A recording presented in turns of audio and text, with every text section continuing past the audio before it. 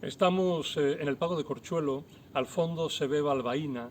En uno y en otro hemos visitado viñas, hemos conocido la realidad de un trabajo que en este mes de septiembre se convierte en santo y seña de la agricultura de la provincia.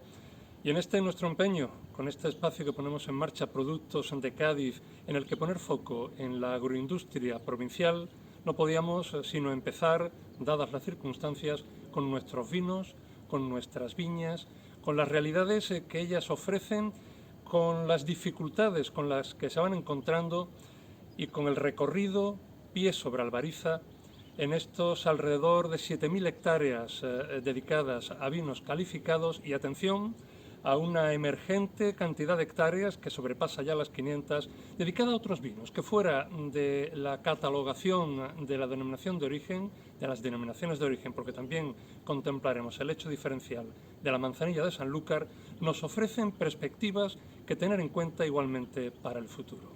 Bienvenidos a Productos de Cádiz. Con este primer programa nos acercamos a la realidad de la provincia.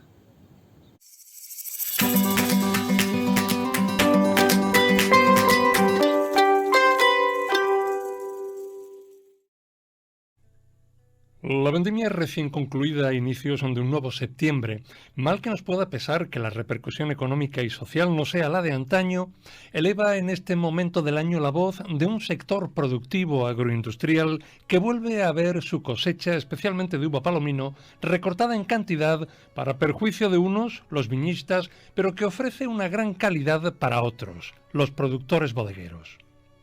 Un 8,20% inferior a la de 2019 es esta campaña que deja en los lagares más de 57 millones de kilos de uva calificada por el Consejo Regulador de las Denominaciones de los Vinos del Marco de Jerez y la manzanilla de Sanlúcar de Barrameda.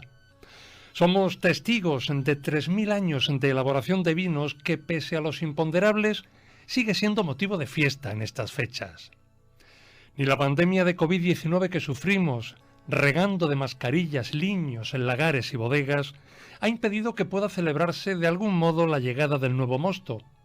Pero la pisa de la uva, trasladada este año para mayores garantías de distancia social desde el reducto de la Catedral de Jerez hasta la Alameda Vieja, ha abierto un programa sin catas, ni conciertos, ni títeres. Pero habrá un año más, manzanillas, finos, amontillados, olorosos o palos cortados con que celebrarlo y abastecer un mercado especialmente nacional que no olvida exportaciones a mercados clásicos como el británico, con las incertidumbres que genera el Brexit, el alemán o el holandés, que con todo se mantienen al albur dentro y fuera de España de la evolución de los paladares. Pero las señas de identidad de los vinos de Jerez dan cobertura a un consumo que refuerza su carácter cultural, asentado, entre otros elementos, en su crianza biológica y su sistema de crianza en base a niveles que establecen en las andanas, soleras y criaderas, que son quinta esencia de una peculiaridad que los apartan de otros vinos y ni que decir tiene de otras bebidas al uso.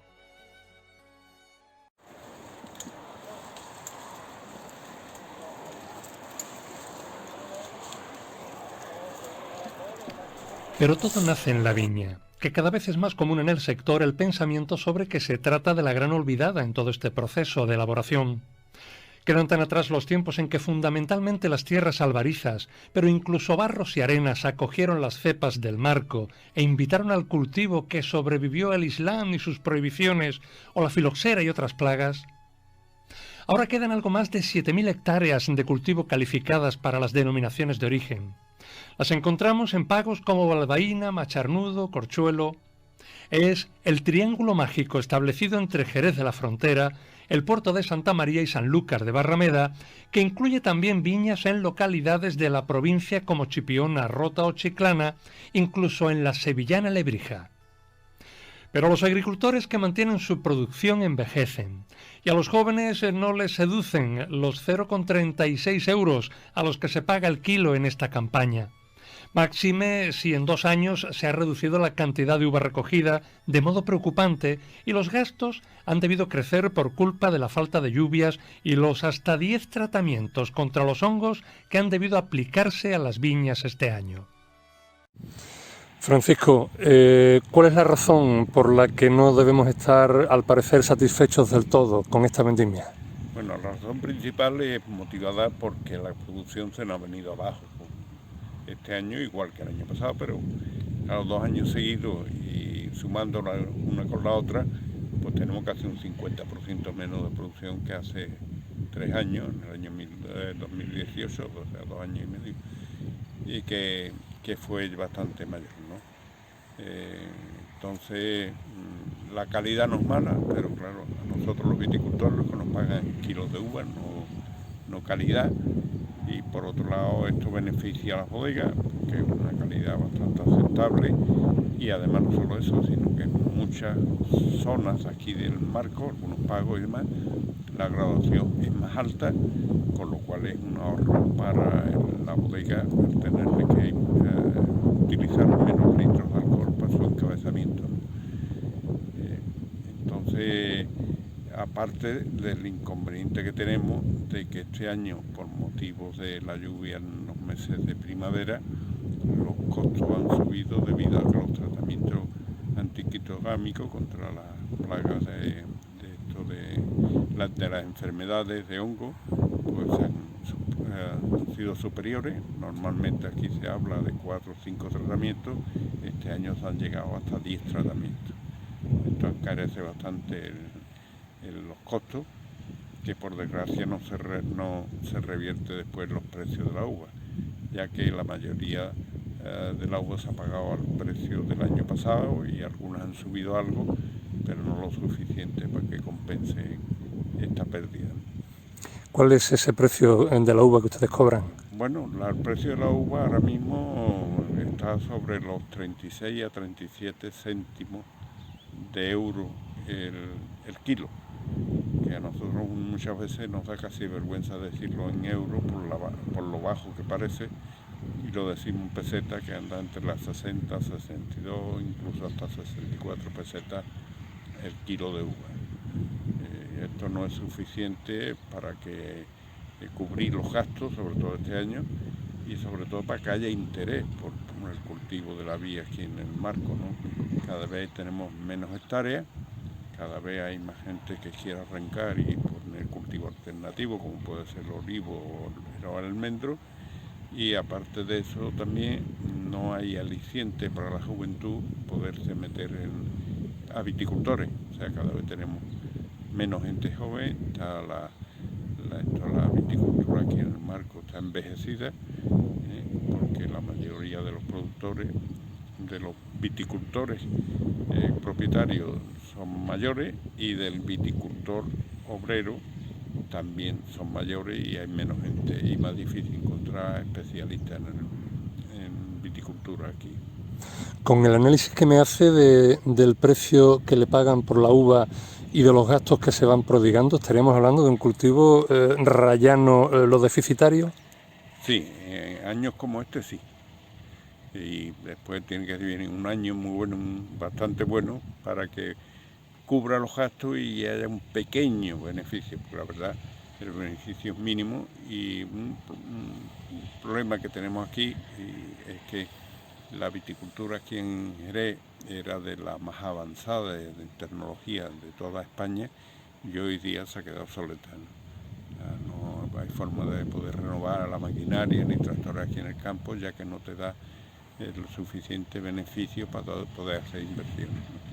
En esas circunstancias, Francisco, lo que extraña es que no haya más intentos de arranque de viña para dedicar a esos otros cultivos que serían más rentables. ¿Cuáles serían más rentables que el viñedo en este momento? Bueno, yo creo, por el tipo de tierra, los cultivos, los cereales y eso, no son muy rentables, a no ser que sea un año lluvioso. Los cereales, el girasol, la remolacha y eso no, son tierras de secano, por lo cual tampoco se pueden regar. Y dentro de eso, pues bueno, el olivo y la almendra pudieron ser más rentables ahora mismo que el viñedo, ¿no? Y aquí algunas veces piensa, y por si tú lo preguntas, que cómo nos dedicamos al viñedo con la poca rentabilidad que tenemos, ¿no? La verdad es que aquí la mayoría de los viticultores son verdaderos enamorados de la viña, con tal de mantener la viña, pues siguen en el cultivo. Es incomprensible, pero es la realidad. Desde los cerros más altos, Jerez se alza a la vista. En la Casa del Vino, un órgano vela por la calidad del producto, favorece canales de venta y difunde la cultura asociada a estos caldos. Su capacidad de control hace del Consejo Regulador de las Denominaciones de Origen, en cuyo pleno están representados todos los subsectores, escenario de la legítima lucha por los respectivos intereses. Una figura emblemática que aúna en su nombre dos de los apellidos con más tradición bodeguera de la zona, cumple ahora 8 años en su presidencia y lo que resulta más evocador, 50 años de labor en este sector. Llegan elecciones y un relevo que él abraza con gusto para, sin irse muy lejos, seguir siendo el riguroso observador de esta producción vinatera que siempre ha sido por vocación. Y estamos entre las botas de Domecq y Williams, que son sus dos apellidos. Eso es. Y he trabajado en las dos compañías. Y cumple 50 años en el sector, don Beltrán. Cumplo 50 años desde que empecé a trabajar en el sector yo soy licenciado en químicas y enólogo, claro está. Empecé como enólogo en Williams & Humbert, donde trabajé un par de años antes de que llegara el señor Ruiz Mateos, y entonces me pasé a la bodega Domecq, donde he estado trabajando toda mi vida, con un trabajo muy intenso tanto desde el punto de vista técnico, porque yo era director de calidad de Domecq, que se ocupaba de todo, cuestión de laboratorios, cuestión de control de calidad de materias primas, investigación y desarrollo. La verdad es que fue una parte muy interesante de mi vida. Don Beltrán, estamos en una andana con decenas de nombres de empresas vinateras. Usted es testigo excepcional con esos 50 años. Unas han desaparecido, otras se han fusionado, otras se han transformado, otras persisten pese a todo. ¿Qué cambios sustanciales observa desde que hace 50 años se encuentra con un sector vivo, pujante, hasta que todo va poco a poco mermando con el paso de los tiempos o sencillamente transformándose? Bueno, yo pienso que es que cuando empecé realmente, para mí el gran misterio era la enología en sí. Y la verdad es que he tenido la gran suerte de ver esa evolución de conocimiento desde el principio, o sea, en los años 70, en que se empezaba a conocer los procesos que se producían en el envejecimiento, ya fuera fermentación o ya fuera envejecimiento en bota, formación de nuevos componentes, los componentes que daban carácter organoléptico a los vinos. Eso es, la verdad es que participé muchísimo y fue una evolución fantástica. Desde el punto de vista de bodegas, pues evidentemente, como decía, pues ha habido de todo, ¿no? Ha habido desaparición, aparición de nuevas bodegas, uniones de bodegas, pero bueno, realmente yo defiendo sobre todo que el vino de Jerez es el vino más antiguo del mundo, el vino más complejo del mundo, el vino que necesita una selección muy especial, un envejecimiento del sistema de soleras. Hoy se habla mucho del sistema de soleras en otras cosas, pero vamos, realmente el sistema de soleras se empezó en Jerez. La verdad es que el vino de Jerez es un vino fortificado. Fue fortificado inicialmente gracias a que tuvimos los moros aquí durante 500 años que inventaron el proceso de destilación. Utilizamos el alcohol destilado de vino para para darle estabilidad al producto para poderlo vender más lejos. O sea, la verdad es que el jerezano ha sido un hombre muy para vender vinos en el exterior y mantenerla en buenas condiciones. Ya después, en el siglo XVI y XVII, la evolución fue muy grande, porque claro, la cantidad de vinos que fueron para América, ya fueran para tener peso en el barco, o por ejemplo el agua se pudre, en cambio el vino de Jerez no se pudre. Sabemos de unos escritos que hay en el archivo de India, que cuando se dio la vuelta al mundo con Juan Sebastián Elcano, llevaban vino de Jerez y tenían la obligación, cada hombre tenía que beberse 4 veces al día un cuartillo, y eso supone 1 litro al día de vino de Jerez. Bueno, es la forma de mantenerlo a todo el personal trabajando en el barco en condiciones contentas. Algunos querrían tener obligaciones parecidas, ¿no? O que todas sus obligaciones se circunscribieran a eso, ¿no? Bueno, pero tendrían que trabajar duro y además en unas condiciones verdaderamente poco agradables, ¿no? ¿Hacia dónde va, don Beltrán, el sector vinatero jerezano? ¿Hacia dónde la producción de nuestros vinos calificados? Pues mira, yo la verdad es que evidentemente ha habido una bajada considerable de la producción de vino de Jerez. La superficie de viñas ha evolucionado, pero evolucionó en unas 2 décadas, sobre todo en las 70 y los 80. Ahora mismo tenemos una superficie de viña igual a la que teníamos a finales de los 60. O sea que realmente se mantiene esa cantidad. Creo que el vino de Jerez es uno de los vinos más infravalorados que existen. A mí me parece una tristeza que tengamos unos vinos con una tecnología y con una tecnología natural, ¿no? que hemos estado produciendo vino durante 3.000 años.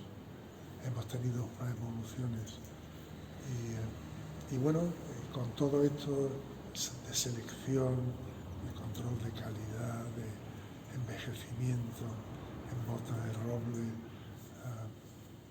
y con esa variedad tan magnífica que tenemos, ¿no? Entre los finos y la manzanilla, que son los 2 vinos de más baja graduación alcohólica, de 15 grados, que son vinos bajo crianza biológica, y el amontillado, que es el vino que se produce después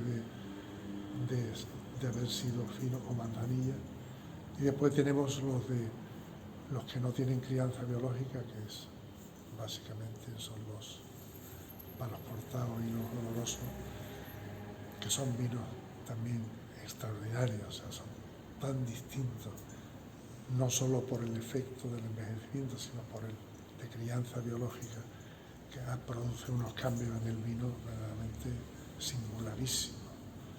Es preciso conocer su libro, El Jerez y sus misterios, vademecum de un sector del que Beltrán Domecq es un reputado analista. Nunca, sin embargo, le dio el medio siglo de presencia entre los vinos de Jerez para conocer una pandemia como la actual, la de COVID-19, como causante de ciertos estragos que, con todo, él minimiza, aunque no exento de la visión realista que le caracteriza. Pues desafortunadamente, esta pandemia ha producido un gravísimo efecto desde el punto de vista económico. Bueno, lo estás viendo en todo lo que sean pues, bares, restaurantes, hoteles, el turismo. Es una tristeza. Bueno, lo que estaba comentando es que, bueno, estadísticamente la venta de vino se han visto afectadas naturalmente, pero menos de lo que esperábamos. Así como, por ejemplo, nuestro primer país de exportación, que es Inglaterra, pues ha mantenido sus ventas. O sea, la gente, aunque tuvieran los pubs cerrados, pues han bebido en sus casas el vino de Jerez que le correspondía. Y bueno, y en España, aunque tenemos un porcentaje aproximadamente del 20% menos, que es menos de lo que esperábamos. Claro, es que nos ha faltado la Semana Santa, la Feria de Sevilla, la Feria de Jerez, la Feria de toda Andalucía y naturalmente pues es donde se bebe pues las grandes cantidades de vino.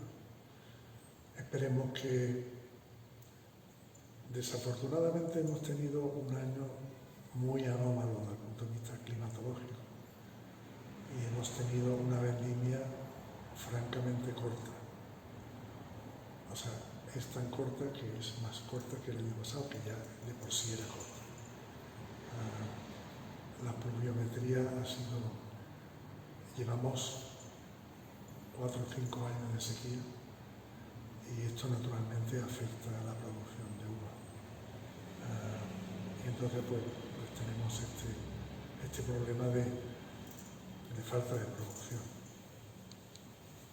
Esperemos que esto provoque más ansias por beber vino de Jerez y que lo encuentren y que además pues empiece a llover y que tengamos, no inundaciones por favor, pero que empiece a llover ya continuamente hasta el verano.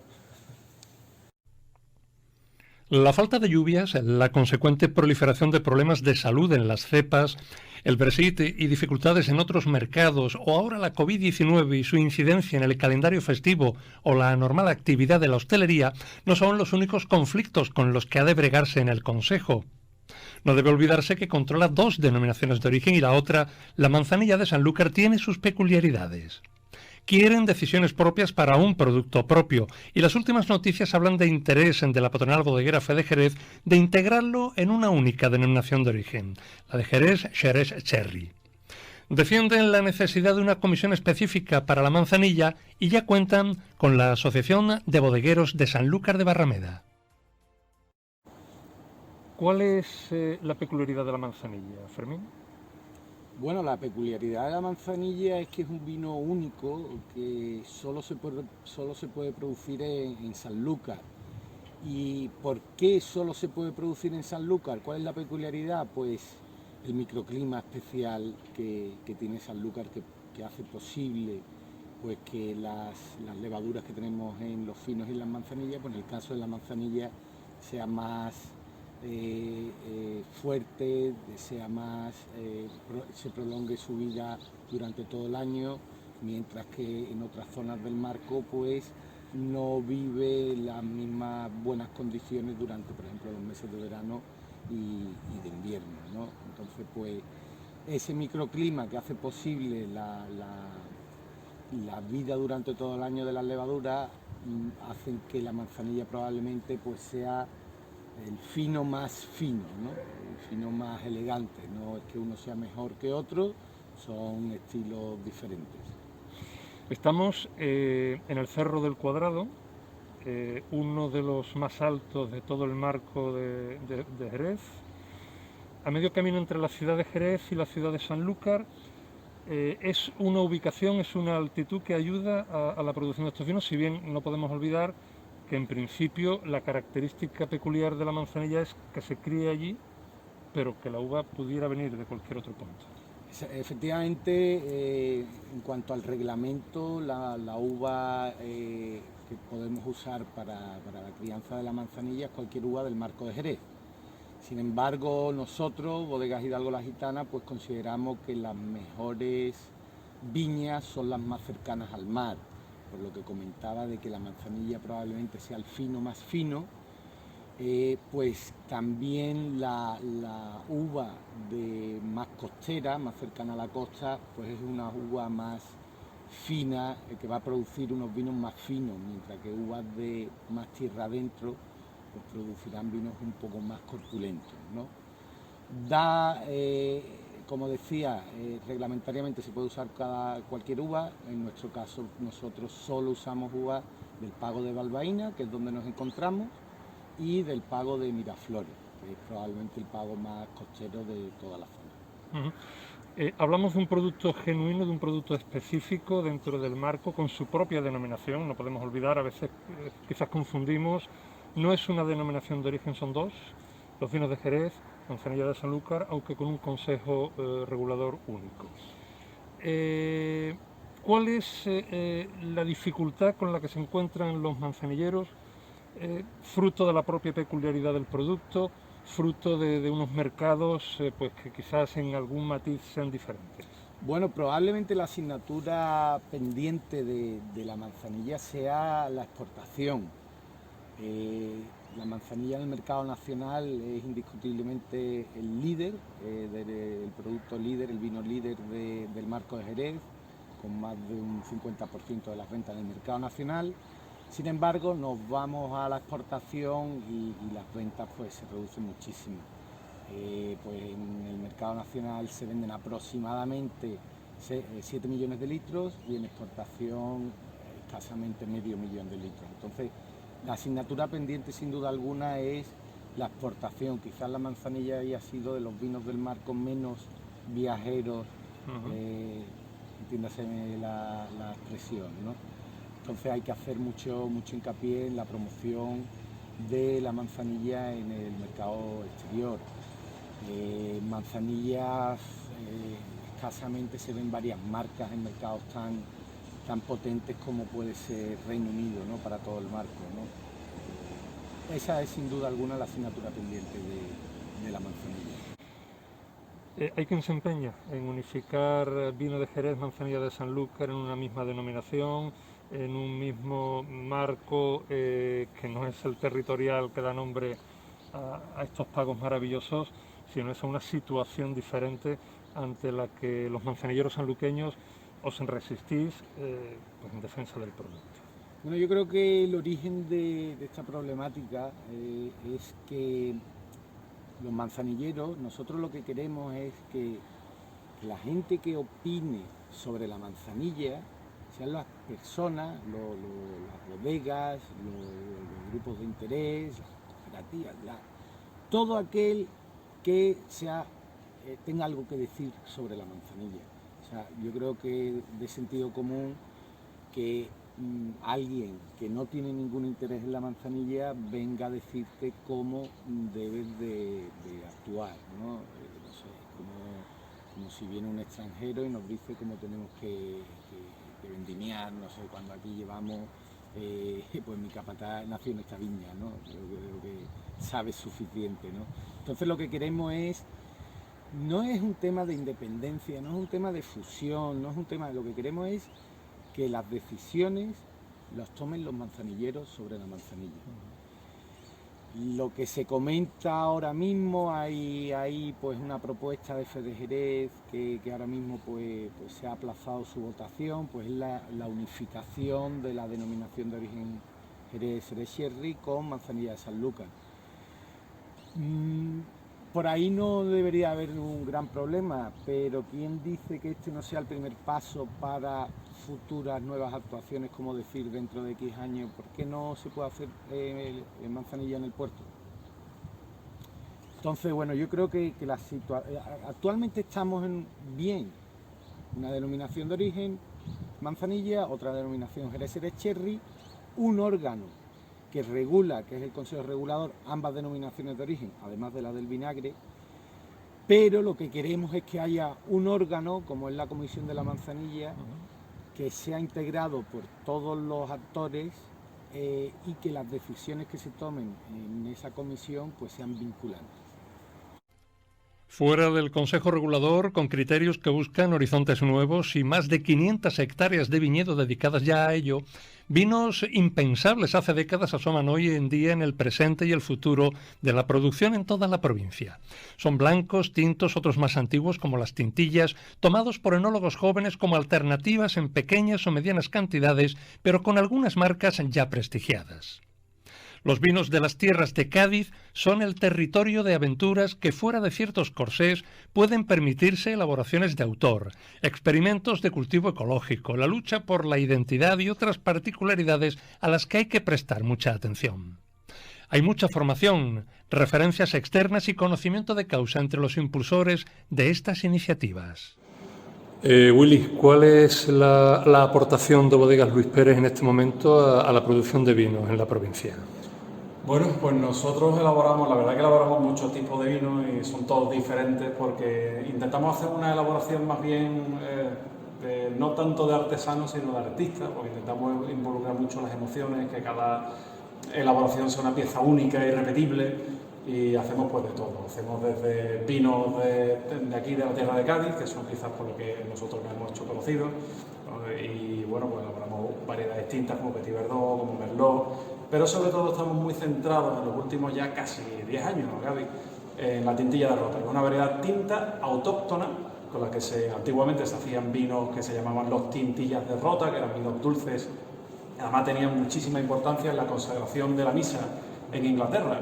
Pero nosotros lo que hemos hecho es elaborar esa tintilla no dulce, como se hacía antiguamente, que se le daba solo bajo uva, se fortificaba, sino haciendo un vino tinto normal y corriente, como se llaman vinos tranquilos, lo llamamos en la actualidad. Y ahí estamos muy centrados en esas tintillas 100% porque creemos que eso, en los próximos 10, 15, 20 años, debe ser el sabor de los tintos de Cádiz. Porque además es una variedad que es muy particular, diferente a todo lo que puedes catar en el mercado internacional y tiene identidad, que en lo próximo que nos viene, en el próximo siglo, yo creo que es la clave para el mundo de la gastronomía en general, la identidad. Eres un enólogo joven que ha recorrido medio mundo y que llega con ideas frescas para un lugar, nuestra provincia, el propio Marco, aunque produciendo fuera de las denominaciones de origen, que viene con las ideas extraídas ¿de dónde? ¿En qué lugar, de qué modo, en qué reflexión, en qué pensamiento surge lo que hoy en día haces? Mira, yo le he dado, como tú bien has dicho, muchas vueltas y estuve estudiando mucho pues, los climas cálidos alrededor del mundo. Hay muchas zonas que se elaboran y que los que me están viendo de casa quizás no conocen, pero desde California, Sudáfrica, Australia, bueno, como sabéis, Argentina, Chile, todos estos son países productores de vino muy importantes, pero aquí no lo conocemos tanto porque España, al ser productor de vino, no importa vino, pues son muy famosos pues, en Inglaterra y todos estos sitios. Y yo particularmente me fui a Australia a trabajar, estuve un tiempo allí porque eran unas condiciones muy parecidas a las que tenemos aquí en Andalucía. Y claro, me permití hacer la vendimia aquí, en el hemisferio norte, cuando lo hacemos en verano, al final de verano, como saben, en septiembre, como estamos ahora mismo, y allí la podía hacer en febrero. Entonces me iba allí y tal. Y descubrí una cosa allí, Gaby, que para mí fue muy importante, y es la identidad que tú tienes cuando sales de aquí. Sales de España, sales de tu pequeño coto, de tu pequeña ciudad, y te metes en un sitio, y claro, todo el mundo me preguntaba por los cherries, me preguntaba por cómo era esto. Y de esa unión entre querer salir fuera, intentar aprender todo lo que se hacía allí, y de la identidad nuestra sale un poco mi historia, de intentar coger lo tradicional que era de aquí, como puede ser el caso de la tintilla, como puede ser el caso de los jereces sin fortificar desde la viña, y un poco la visión que se había tenido del resto del mundo de que la viña no era importante, de todo esto. Claro, te vas dando cuenta de la grandeza que había tenido Jerez, de todas las variedades que se habían desarrollado, con toda la cantidad de vinos que se había desarrollado, y esa unión entre la modernidad y el clasicismo jerezano bien interpretado, ¿no?, de la identidad, pues surge todo un poco todo este proyecto. Aportas, entiendo, pese a todas esas ideas nuevas, un giro a la viña, una mirada a la viña, que es una idea que hemos venido recibiendo a lo largo y ancho de este programa. ¿Cuál es la importancia de la viña? ¿Qué estás haciendo en la viña? Que sé que hay también experimentos de empeño personal casi. Pues la viña casi todo, porque a mí lo que me gusta es estar en la viña, soy persona de viña, porque al final creo que lo que se hace aquí es solo una pequeña representación de lo que tenemos allí. Si yo consigo transmitir al vino pues casi lo que tenemos en el campo, para mí habrá sido un éxito, porque yo solo entiendo el vino desde la identidad. ¿Y qué es la identidad? Que es una palabra complicada de definir. Pues en este caso para mí la identidad es Jerez, con todas las costumbres de Jerez, con toda la gastronomía de Jerez. Es el Pago, que como sabemos pues son pequeños distritos que tienen situación en común, por situaciones históricas, geológicas, lo que sea, y sobre todo es la viña.